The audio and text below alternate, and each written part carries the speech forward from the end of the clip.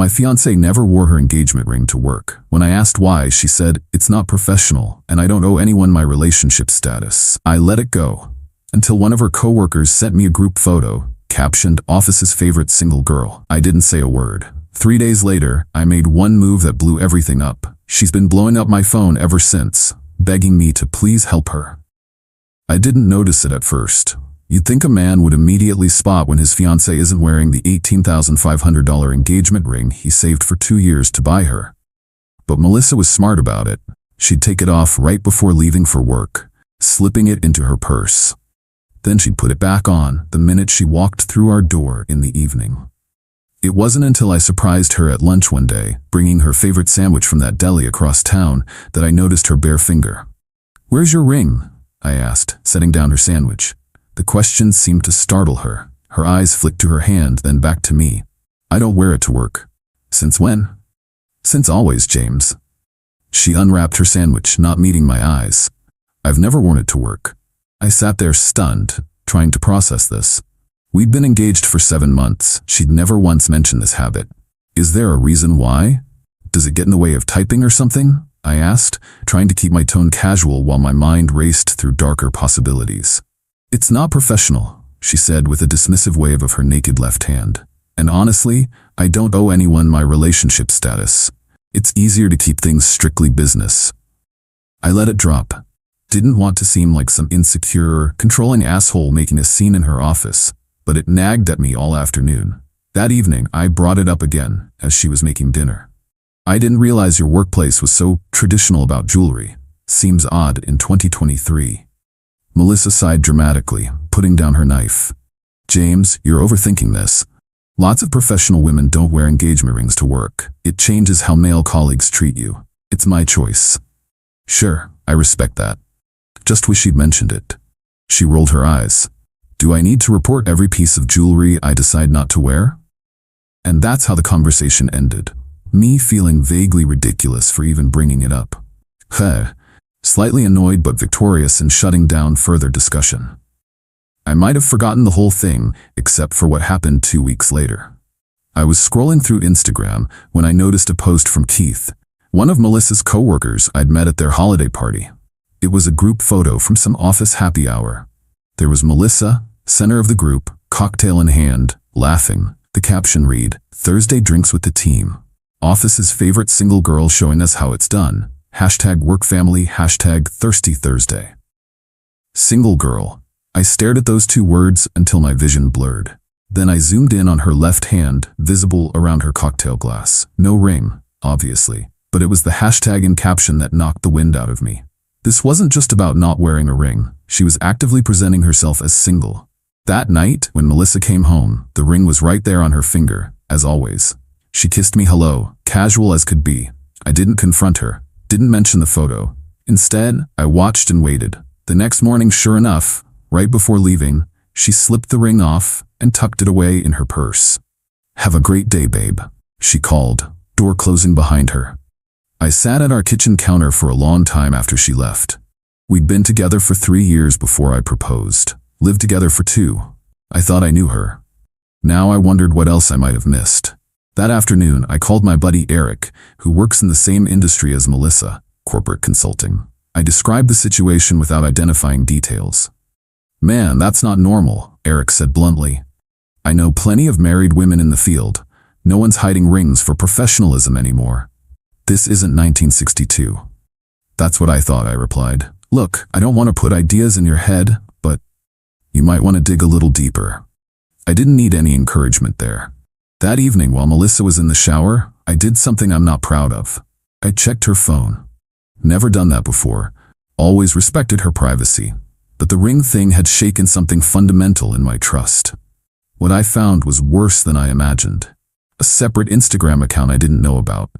A Tinder profile, active as recently as last week. And text conversations with men, including Keith from the office, that made it clear she wasn't just presenting as single. She was acting single. I took screenshots of everything, emailed them to myself, then put her phone back exactly as I'd found it. When she came out of the shower, I managed to act normal, somehow. For the next 2 days, I lived in a state of cold, calculated fury. I didn't yell, didn't confront her, Every evening, she'd walk in with that ring on her finger, kiss me, ask about my day, and I'd pretend everything was fine, all while planning my exit. On the third day, I made my move. I waited until she left for work, ring tucked safely in her purse. Then I packed my essential belongings, loaded them into my truck, and drove to the bank. See, I'd been saving for our wedding. A separate account with $42,000 set aside for the venue, catering, honeymoon, all of it. Melissa knew about this account, but didn't have access. What she didn't know was that last month, I'd added her name to it as a surprise. I'd planned to tell her at dinner that weekend, give her full access to the wedding funds so she could book whatever she wanted. Some surprise, huh? At the bank, I closed the account completely. Every penny back into my personal account that she couldn't touch. Then I drove to my buddy Mark's lake house. He'd agreed to let me crash there until I figured things out. At 2:17 p.m., the text started. James, what the hell did you do? The wedding venue just called. They said our payment bounced. I called the bank and they said the account is closed. Answer your phone right now. I didn't respond, just watched the notifications pile up. By evening, her tone had changed. James, please talk to me. I don't understand what's happening. Whatever you think is going on, we can fix this. Just call me back. I love you. Please don't do this. The next day, she must have gone home during lunch and discovered some of my things missing. That's when the panic really set in. You moved out without even talking to me? What the hell is wrong with you? This is insane. You can't just throw away 3 years over nothing. Please, James, I'm begging you. Whatever this is about, we can work it out.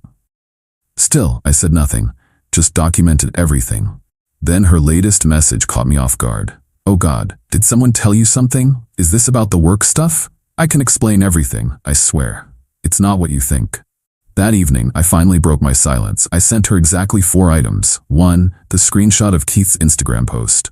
2, a screenshot of her Tinder profile. 3, a screenshot of her texts with Keith discussing how I was clueless about them. 4, a photo of my empty ring box. No commentary, no angry message, just the evidence. Her response was immediate. Phone calls, texts, emails. She showed up at our apartment, now just hers, since I'd paid the next 3 months' rent but removed myself from the lease. When she couldn't find me, she started contacting my friends, family, even my boss. Hysterical, crying, begging people to tell her where I was. Nobody did. Because nobody knew, except Mark, who's been my best friend since 5th grade and would sooner cut off his own arm than betray me. 3 days of silence from me, and her messages took on a desperate edge. My credit card is maxed out, and now I can't even buy groceries.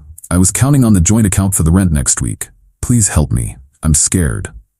Keith just told me they're letting me go at work. Someone sent those screenshots to HR. Was that you? How could you do this to me? My parents won't even talk to me. What did you tell them? For the record, I didn't send anything to HR or her parents. Didn't have to. Turns out Keith panicked when he saw I had their texts and confessed everything to their boss, trying to get ahead of it. And Melissa's parents? They figured it out when she called them hysterical about me emptying our wedding account. Her father called me directly, and I answered his call. When he heard my side, including seeing the evidence, he just sighed deeply and said, "She's always been her own worst enemy. I'm sorry, son." It's been 2 weeks now. I've moved into a new apartment. Filed for a clean break? Thankfully, we weren't married yet, so it's just a matter of separating our few joint possessions. I kept the furniture I'd brought into the relationship. Let her keep the stuff we bought together. Fair is fair. The ring? Still in my truck's glove compartment. Part of me wants to sell it and recoup some losses.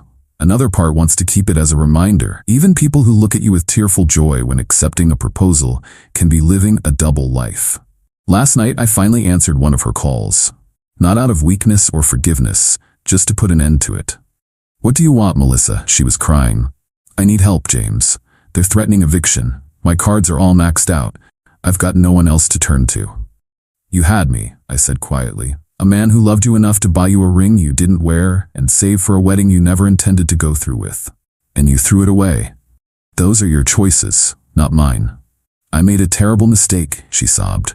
"I was confused and stupid. We can fix this."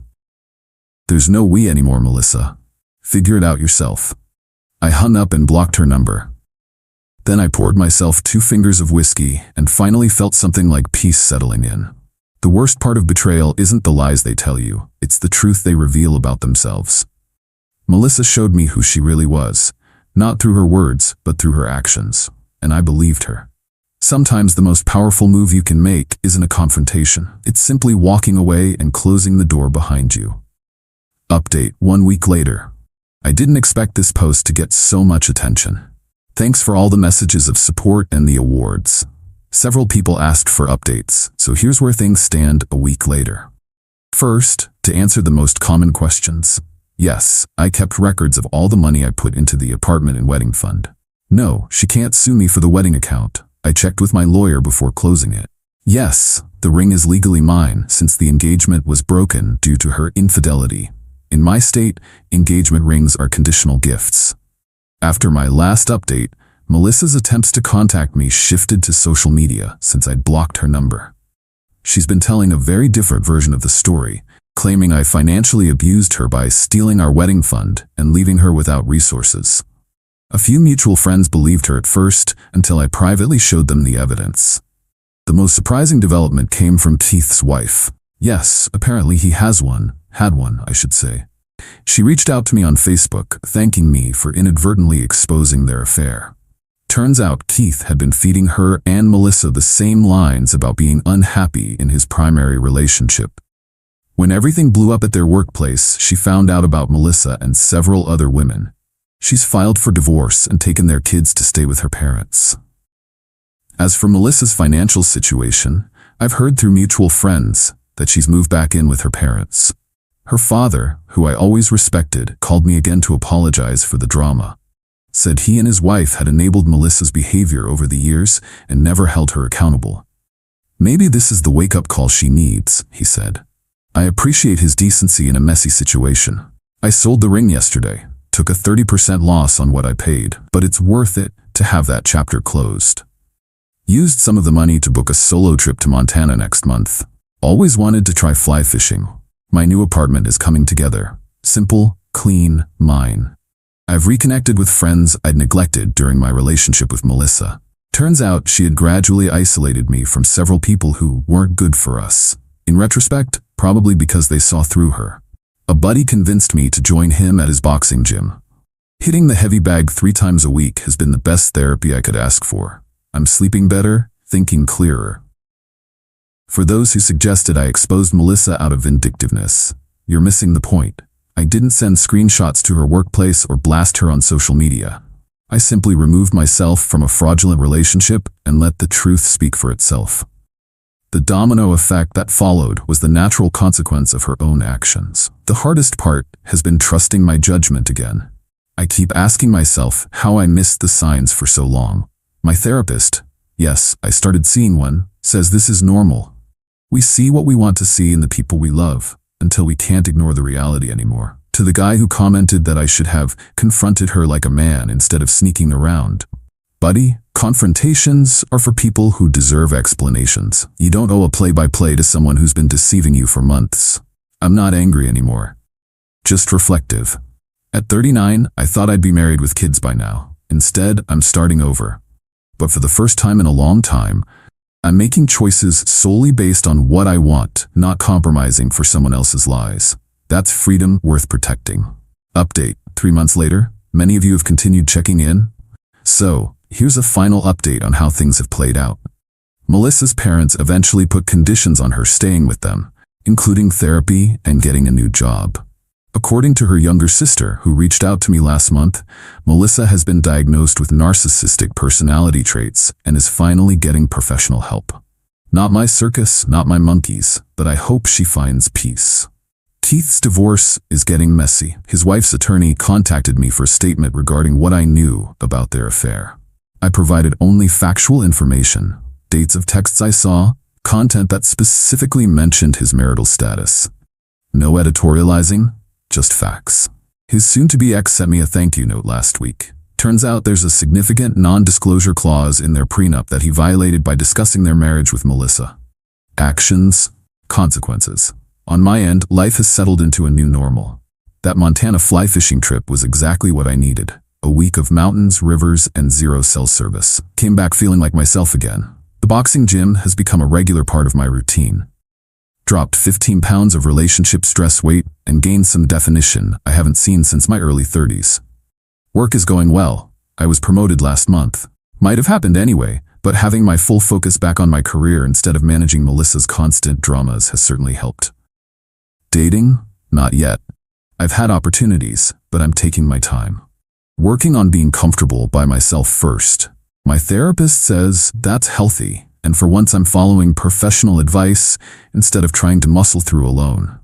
The money from the ring funded not just the Montana trip, but also a photography course I've always wanted to take. Found out I have a decent eye for landscapes. It's become a weekend hobby that gets me outdoors and focused on something constructive. Last week, I ran into Melissa at a grocery store. First time I've seen her in person since everything happened. She looks different. Thinner, less makeup, more subdued. She approached cautiously and asked if we could talk sometime. I told her I was glad to hear she was getting help, but that I didn't see a purpose in reopening old wounds. She accepted this without argument. Growth, perhaps.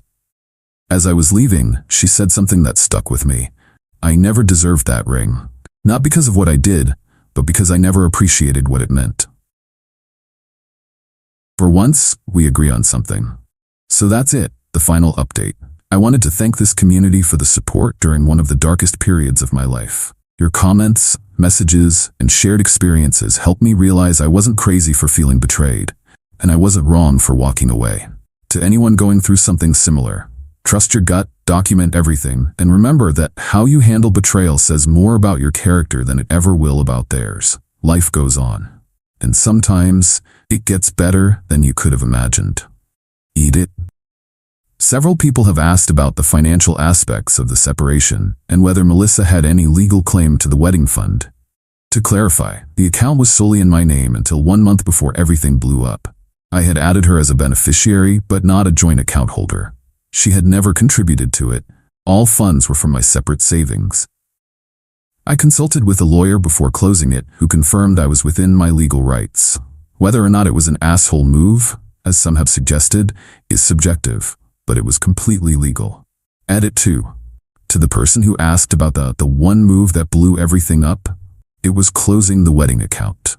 Melissa had already made numerous non-refundable deposits with vendors based on the assumption she had access to those funds. When the account closed, payments bounced, vendors called her, and her house of cards collapsed. I didn't actively expose her double life. I simply removed my financial support, and the truth revealed itself. Eat it 3. Reading some of these comments has been eye-opening. To the people suggesting I should have supported her financially during the transition period regardless of her betrayal. Are you serious? Would you continue funding the lifestyle of someone who was actively deceiving you?